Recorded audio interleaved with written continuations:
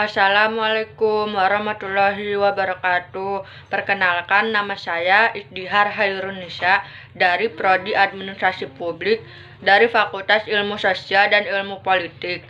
Di sini saya akan menjelaskan tentang pembukaan Undang-Undang Dasar 1945. Pembukaan Undang-Undang Dasar 1945 memiliki kedudukan tinggi di atas undang-undang lain. Ini karena pembukaan tersebut merupakan salah satu bagian dari Undang-Undang Dasar 1945, sumber hukum tertinggi yang ada di Indonesia. Pasalnya, pembukaan Undang-Undang Dasar 1945 diambil dari Piagam Jakarta yang dirancang oleh Panitia 9. Kendati demikian, pembukaan Undang-Undang Dasar 1945 mengalami sedikit perubahan karena adanya 7 kata yang dihapus. Pembukaan Undang-Undang Dasar 1945 terdiri dari 4 alinea yang memuat prinsip negara. Keempat prinsip tersebut menyimpan makna mendalam untuk bangsa Indonesia. Undang-Undang Dasar 1945 merupakan hukum dasar yang menjadi sumber dasar dari seluruh peraturan perundang-undangan di Indonesia. Kementerian Pendidikan dan Kebudayaan Republik Indonesia, Panitia Persiapan Kemerdekaan Indonesia atau PPKI telah menetapkan sistematika Undang-Undang Dasar 1945 terdiri dari yang pertama, pembukaan Undang-Undang Dasar 1945, kedua, batang tubuh Undang-Undang Dasar 1945, yang ketiga, terakhir penjelasan Undang-Undang Dasar 1945. Naskah teks pembukaan Undang-Undang Dasar 1945 terdiri dari 4 alinea.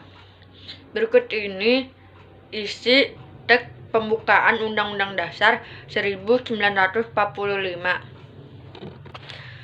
Pembukaan bahwa sesungguhnya kemerdekaan itu ialah hak segala bangsa, dan oleh sebab itu maka penjajahan di atas dunia harus dihapuskan karena tidak sesuai dengan peri kemanusiaan dan peri keadilan.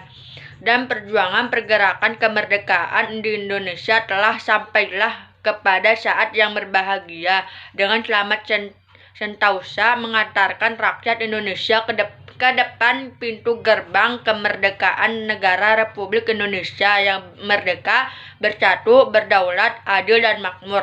Atas berkat rahmat Allah yang Maha Kuasa, dengan didorongkan oleh keinginan luhur supaya berkehidupan kebangsaan yang bebas, maka rakyat Indonesia ini menyatakan dengan ini kemerdekaannya. Kemudian daripada itu, untuk membentuk suatu pemerintah negara Indonesia yang melindungi segenap bangsa Indonesia dan seluruh tumpah darah Indonesia, dan untuk memajukan kesejahteraan umum, mencerdaskan kehidupan bangsa, dan ikut melaksanakan ketertiban dunia yang berdasarkan kemerdekaan, perdamaian abadi, dan keadilan sosial. Maka disusunlah kemerdekaan kebangsaan Indonesia itu dalam suatu Undang-Undang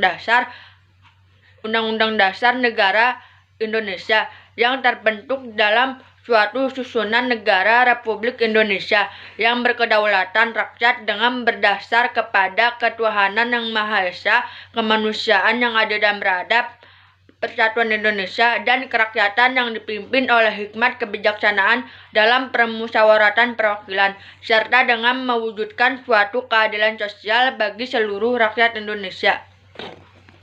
Undang-Undang Dasar 1945 berperan penting dalam memberikan hak-hak seluruh warga negara dari berbagai lapisan masyarakat. Maka dari itu, penting untuk semua masyarakat Indonesia mengerti dan memahami Undang-Undang Dasar 1945. Ada makna yang terkandung dalam Undang-Undang Dasar 1945 yang harus diketahui, terutama pada bagian pembukaan. Pembukaan Undang-Undang Dasar 1945 sendiri terdiri dari 4 alinea yang memiliki makna tertentu. Melalui pembukaan Undang-Undang Dasar 1945, masyarakat Indonesia bisa menemukan falsafah, pedoman, dasar-dasar kebangsaan dan kenegaraan, serta kepribadian bangsa. Pembukaan Undang-Undang Dasar 1945 memiliki peranan penting karena terdapat makna tersendiri yang telah lama dicita-citakan oleh tokoh perumusan Pancasila bangsa kita.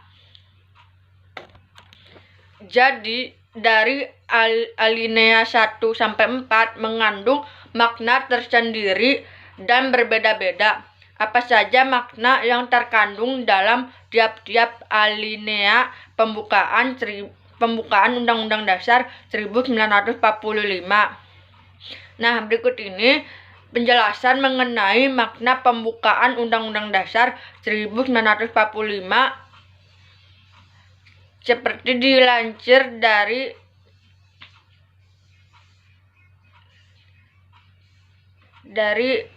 pembukaan Undang-Undang Dasar 1945. Nah, makna pembukaan Undang-Undang Dasar 1945 alinea pertama berbunyi bahwa kemerdekaan itu ialah hak segala bangsa, dan oleh sebab itu maka penjajahan di atas dunia harus dihapuskan karena tidak sesuai dengan peri kemanusiaan dan peri keadilan.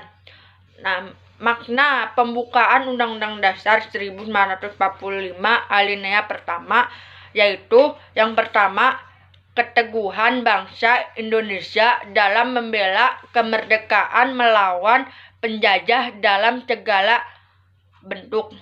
Yang kedua, pernyataan subjektif bangsa Indonesia untuk menentang dan menghapus penjajahan di atas dunia. Yang ketiga, pernyataan objektif bangsa Indonesia bahwa penjajahan tidak sesuai dengan peri kemanusiaan dan peri keadilan. Yang keempat, pemerintah Indonesia mendukung kemerdekaan bagi setiap bangsa Indonesia yang berdiri sendiri. Makna pembukaan Undang-Undang Dasar 1945 alinea kedua yaitu yang pertama, kemerdekaan yang dicapai oleh bangsa Indonesia merupakan hasil perjuangan pergerakan melawan penjajah. Yang kedua, adanya momentum yang harus dimanfaatkan untuk menyatakan kemerdekaan. Yang ketiga, bahwa kemerdekaan bukanlah akhir perjuangan tetapi harus diisi dengan mewujudkan negara Indonesia yang merdeka, bersatu, berdaulat, adil dan makmur. Yang keempat, memuat cita-cita negara Indonesia yaitu merdeka, bersatu, berdaulat, adil dan makmur. Makna pembukaan Undang-Undang Dasar 1945 alinea ketiga yaitu yang pertama, motivasi spiritual yang luhur bahwa kemerdekaan kita adalah berkat rahmat Allah yang Maha Kuasa. Yang kedua yaitu keinginan yang didambakan oleh segenap bangsa Indonesia terhadap suatu kehidupan yang berkesinambungan antara kehidupan material dan spiritual dan kehidupan di dunia maupun akhirat. Yang ketiga, adanya pengukuhan pernyataan proklamasi. Makna pembukaan Undang-Undang Dasar 1945 alinea keempat yaitu yang pertama, terkandung fungsi dan sekaligus tujuan negara Indonesia yaitu melindungi segenap bangsa Indonesia dan seluruh tumpah darah Indonesia, memajukan kesejahteraan umum, mencerdaskan kehidupan bangsa, serta ikut melaksanakan ketertiban dunia yang berdasarkan kemerdekaan, perdamaian abadi, dan keadilan sosial. Yang kedua, kemerdekaan bangsa Indonesia yang disusun dalam suatu Undang-Undang Dasar 1945. Yang ketiga, sistem pemerintahan negara yaitu berdasarkan kedaulatan rakyat atau demokrasi. Yang keempat, dasar negara yaitu Pancasila. Batang tubuh Undang-Undang Dasar 1945 terdiri dari 16 bab, 37 pasal, 4 pasal aturan peralihan, dan 2 ayat aturan tambahan. Batang tubuh berisi 2 bagian pokok, yaitu yang pertama sistem pemerintahan negara, yang kedua hubungan negara dengan warga negara dan penduduk Indonesia. Perubahan konstitusi. Dalam perkembangan sejarahnya, konstitusi Indonesia pernah mengalami perubahan. Di Indonesia pernah berlaku beberapa konstitusi, yaitu yang pertama Undang-Undang Dasar 1945 terjadi pada tanggal 18 Agustus 1945 sampai 27 Desember 1949. Yang kedua, Undang-Undang Dasar Republik Indonesia Serikat 1949 pada tanggal 27 Desember 1949 sampai 17 Agustus 1950. Yang ketiga, UUDS 1950 pada tanggal 17 Agustus 1950 sampai 5 Juli 1959. Yang ketiga, kembali ke UUD 1945. Yang kelima, amandemen Undang-Undang Dasar 1945. Kedudukan bagian pembukaan setingkat lebih tinggi dari pasal-pasal batang tubuh Undang-Undang Dasar 1945 karena beberapa alasan, yaitu yang pertama, mengandung jiwa proklamasi kemerdekaan 17 Agustus 1945 dan suasana kerohanian dari terbentuknya negara Republik Indonesia. Yang kedua, memuat tujuan dan dasar negara Pancasila. Yang ketiga, menjadi acuan atau pedoman dalam perumusan pasal-pasal Undang-Undang Dasar 1945. Pokok kaidah fundamental negara atau norma pertama yang merupakan norma tertinggi dalam suatu negara. Pembukaan Undang-Undang Dasar 1945 merupakan pokok atau kaidah negara yang bersifat fundamental serta mempunyai kedudukan yang tetap dan melekat bagi negara Republik Indonesia. Kedudukan pembukaan Undang-Undang Dasar 1945 menurut Aim Abdul Karim dalam buku Pendidikan Kewarganegaraan adalah sebagai berikut.